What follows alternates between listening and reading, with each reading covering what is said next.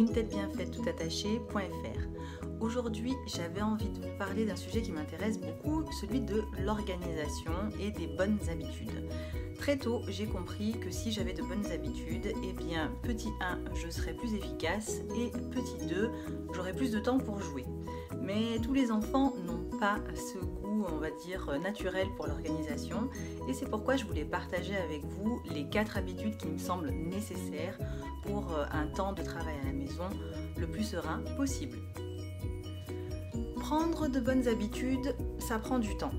Je suppose que vous êtes toujours en train de batailler pour des choses qui devraient relever des habitudes, comme aller prendre sa douche ou brosser ses dents. En tout cas, c'est le cas chez moi. Donc, on ne se décourage pas, on sait que les bonnes habitudes, ça va prendre du temps et qu'il va falloir y aller progressivement. Donc, on commence tôt avec ses enfants, dès le CP, à prendre des bonnes habitudes de travail autour du temps des devoirs et on va voir quels sont les 4 points qui, personnellement, me semblent essentiels. Alors, quels sont les 4 points nécessaires, quelles sont les 4 bonnes habitudes à prendre très tôt dans la scolarité pour avoir un temps de travail serein à la maison? Alors, petit 1, il faut avoir un espace de travail rangé avec le matériel nécessaire disponible. Donc ça peut être effectivement un petit bureau, si votre enfant a la chance d'avoir un petit bureau. Ce bureau doit être vide tous les jours, sans petits dessins, sans bibelots, sans posters, sans figurines qui peuvent détourner son attention. Vraiment, le bureau, c'est spartiate, c'est vide, il n'y a rien. Si il n'a pas de bureau et que c'est dans le salon ou dans la cuisine qu'il travaille, pas de problème.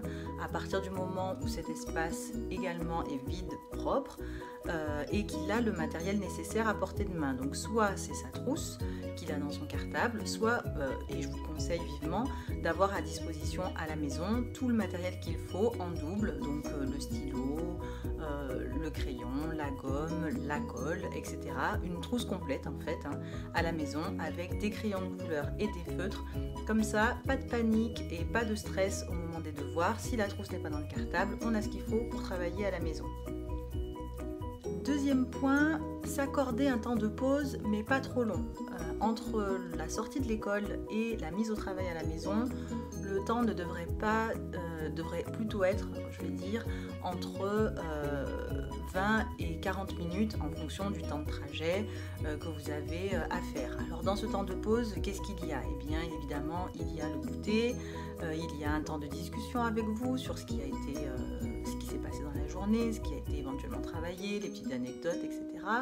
Ça peut être aussi un moment pour se défouler, si vous avez la chance d'avoir un jardin ou un square à côté, mais vraiment la règle d'or c'est de ne pas dépasser ces fameuses 40 minutes puisque après toute la motivation risque de totalement retomber et ça va être très difficile de remettre votre enfant au travail après ce temps-là. Donc la petite astuce, ça peut être aussi de définir d'une heure précise à laquelle votre enfant sait que de toute façon il va devoir sortir son agenda et se mettre au travail.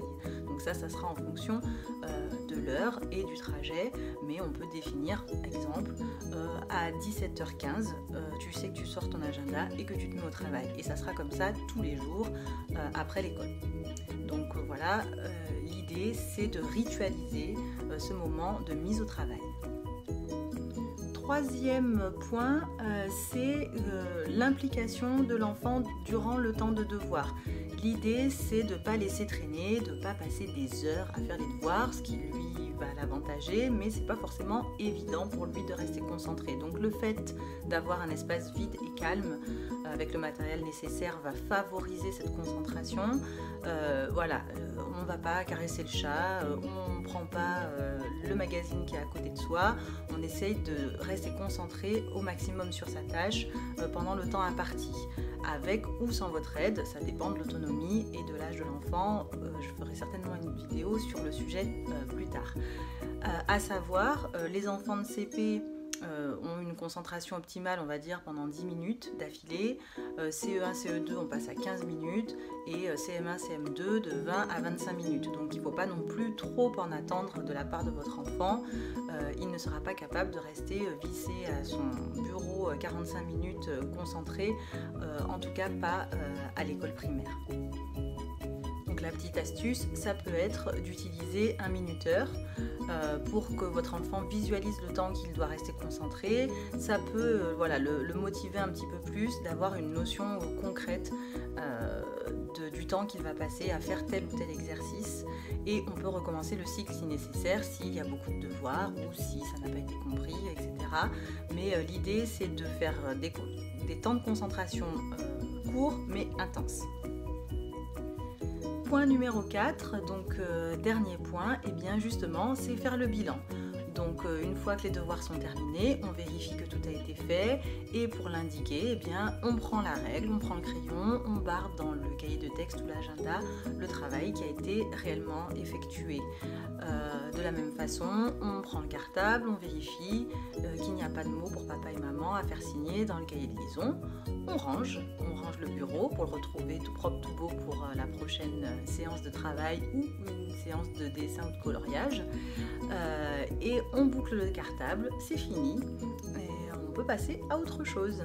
Donc vous avez compris, le maître mot de ce que je vous propose, c'est vraiment ritualiser, puisque les rituels qui reviennent, qui sont rassurants, qui sont stables, permettent de créer des habitudes et que les habitudes permettent de mobiliser moins de bonne volonté pour pouvoir s'impliquer. C'est-à-dire que quand on sait qu'on commence ses devoirs à une heure précise, eh bien on a moins tendance à râler ou à essayer de outrepasser ce temps, puisque on sait que comme se brosser les dents ou comme aller prendre sa douche, eh bien c'est une habitude du quotidien et qu'elle est nécessaire à respecter.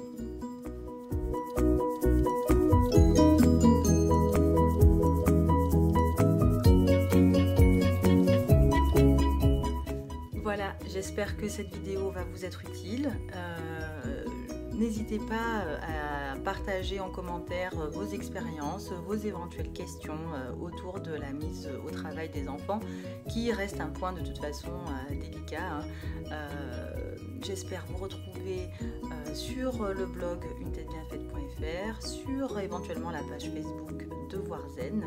Je vous dis à tout bientôt et d'ici là, ne cessons jamais d'apprendre.